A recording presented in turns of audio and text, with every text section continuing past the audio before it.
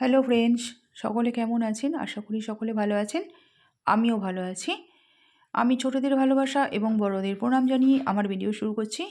তো আজকে বানিয়েছি আমি ফুলকপির মশলা কারি।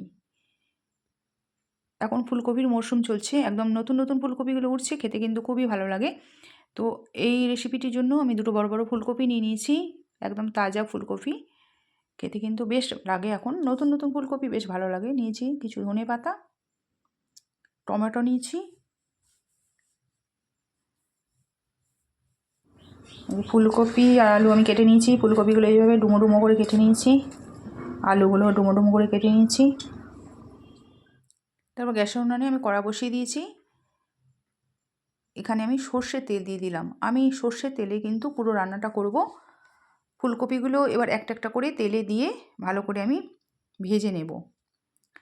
একটা একটা করে দিলাম, কারণ একবারে সবগুলো দিলে তেল ছিটকে লাগতে পারে। তো সেই জন্য একটা একটা করে ফুলকপিগুলো তেলে দিলাম, তারপর ভাজতে থাকলাম। মিডিয়াম টু লো ফ্লেমে আমি কিন্তু ভাজছি। ফুলকপিগুলো খুব ভালো করে কিন্তু লাল লাল করে ভেজে নিতে হবে। ফার্স্টে একবার ঢাকা দিয়ে দিলাম। এই সময় আঁচটা আমি কমিয়ে দিয়েছি।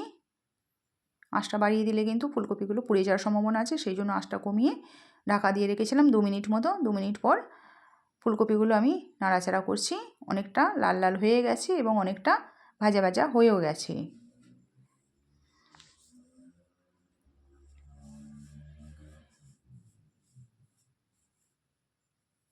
বেশ অনেকটা ভাজা ভাজা হয়েও গেছে, ফুলকপিগুলো অনেকটা কিন্তু সিদ্ধ সিদ্ধও হয়ে গেছে। এরপর আমি ফুলকপিগুলো তুলে নিলাম, একটা পাত্রে তুলে নিচ্ছি। খুব টেস্টি একটা রান্না এবং খুব ইজি। বেশি সময়ও কিন্তু লাগে না। তারপর ওই তেলেই আরেকটু সর্ষের তেল দিয়ে দিলাম। দেওয়ার পর এবার আলুগুলো আমি ভেজে নিচ্ছি। আলুগুলো ভাজতে কিন্তু বেশি সময় লাগবে না। এগুলো চন্দ্রমুখী আলু আছে। চন্দ্রমুখী আলু আপনারা সকলেই জানেন, খুব তাড়াতাড়ি সিদ্ধ হয়ে যায়। খেতে কিন্তু খুবই মিষ্টি মিষ্টি লাগে চন্দ্রমুখী আলু। তো একবার আমি ঢাকাটা দিয়ে দিলাম। ঢাকা দিয়ে আলুগুলো এবার দেখছি। 2 মিনিট মতো ঢাকা দিয়ে রেখেছিলাম একদম লো ফ্লেমে। এরপর আলুগুলো একটু নাড়াচাড়া করছি, দেখছি অনেকটা ভাজা ভাজা হয়ে গেছে, এবার অনেকটা সিদ্ধও হয়ে গেছে। প্রায় 50% মতো এখানে সিদ্ধ হয়ে গেছে। আলুগুলো বেশ লাল লাল করে ভাজা হয়ে গেছে। এই অবস্থায় আমি আলুগুলো তুলে নিচ্ছি।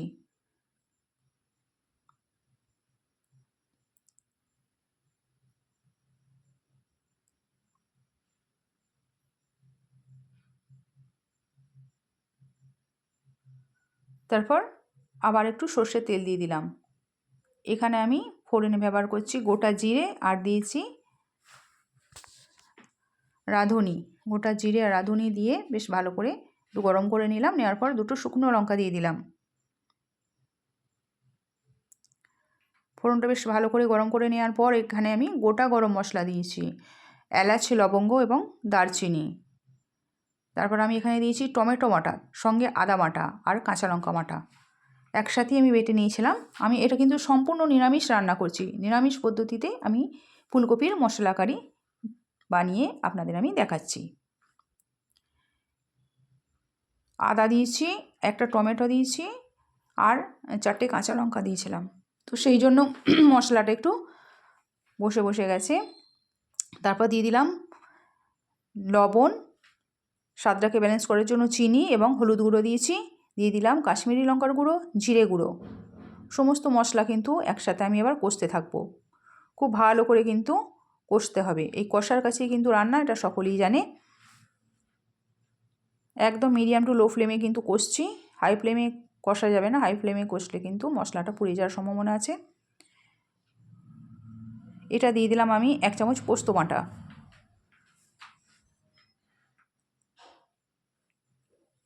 এক চামচ পোস্ত বাটাটা দিয়ে একটু নাড়াচাড়া করছি। সম্পূর্ণ নিরামিষভাবে আমি ফুলকপির মশলা কারি বানিয়ে দেখাচ্ছি। মশলাটা কিন্তু খুব ভালোভাবে কষা হয়ে গেছে, দেখতে পাচ্ছেন। কড়ার তলায় কিন্তু একটুও লাগছে না, একদম তেল ছেড়ে গেছে। এই স্টেজে আমি 2 চামচ আমি টক দই দিয়ে দিচ্ছি। টক দইটা কিন্তু ফেটিয়ে রেখেছিলাম। শীতকাল তো টক দইটা একটু বসে গেছে, একটু চাপচাপ হয়ে গেছে, ফ্রিজে ছিল তো সেই জন্য একটু বসা বসা লাগছে। টক দইটা দিয়ে আরেকটু কষতে থাকবো, বেশ কিছুক্ষণ কিন্তু কষে নিতে হবে।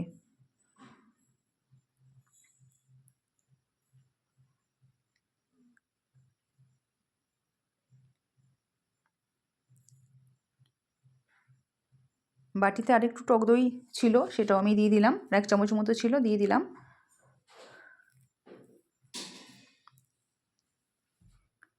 নিরামিষ রান্নায় কিন্তু একটু মিষ্টি মিষ্টি ব্যবহার করলে, মিষ্টি মানে চিনি ব্যবহার করলে কিন্তু খেতে খুব ভালো লাগে। আমি আঙুল দিয়ে দেখিয়ে দিচ্ছি কতটা তেল ছেড়ে গেছে, দেখতে পাচ্ছেন একদম তেল ছেড়ে গেছে, মানে সম্পূর্ণভাবে আমার কষা হয়ে গেছে।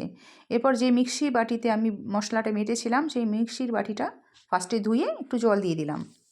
বন্ধুরা আমার চ্যানেলটিকে সাবস্ক্রাইব করবেন প্লিজ, বন্ধুরা পাশে থাকবেন, আর ভালো লাগলে লাইক কমেন্ট এবং শেয়ার করতে ভুলবেন না। তারপর আমি গ্রেভি কতটা রাখবো সেই পরিমাণ অনুযায়ী আমি কিন্তু জল দিয়ে দিলাম। এবার গ্রেভিটা যখন টকবক করে ফুটছে, এই স্টেজে আমি এবার ভেজে রাখা আলু আর ফুলকপিগুলো দিয়ে দেব। দেখতে পাচ্ছেন গ্রেভিটা কিন্তু টকবক করে ফুটছে, এই স্টেজে আমি আগে থাকতে ভেজে রাখা ফুলকপি এবং আলুগুলো দিয়ে দিলাম। যেহেতু আগে থাকতে ফুলকপি আলু ভেজেছি, এটা কিন্তু অলরেডি 50% সেদ্ধ হয়েই গেছে, তো আর 50% সিদ্ধ করলেই কিন্তু আমার রান্নাটা হয়ে যাবে।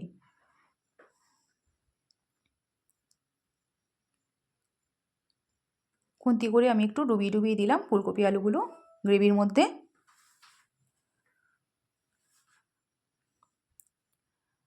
আর আমি 10 মিনিট মতো রান্না করব, 10 মিনিট মতো রান্না করলেই হয়ে যাবে। একবার ঢাকা দিয়ে রাখলাম, 10 মিনিট আমি ঢাকা দিয়ে রাখলাম, একদম লো ফ্লেমে 10 মিনিট ঢাকা দিয়ে রেখেছিলাম। তারপর 10 মিনিট পর আমি খুলছি ঢাকাটা,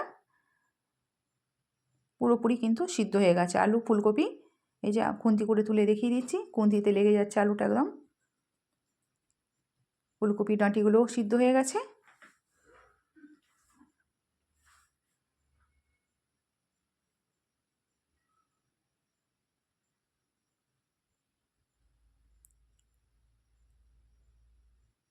অপূর্ব স্বাদের খেতে এটা কিন্তু। সবশেষে আমি কিন্তু ধনে পাতা কুচি ওপর থেকে গার্নিশ করে দিলাম। ধনে পাতা কুচি শীতকালে তো অতি অবশ্যই দিতে হবে, ধনে পাতা কুচি দিলে কিন্তু খেতে খুবই টেস্টি হয়।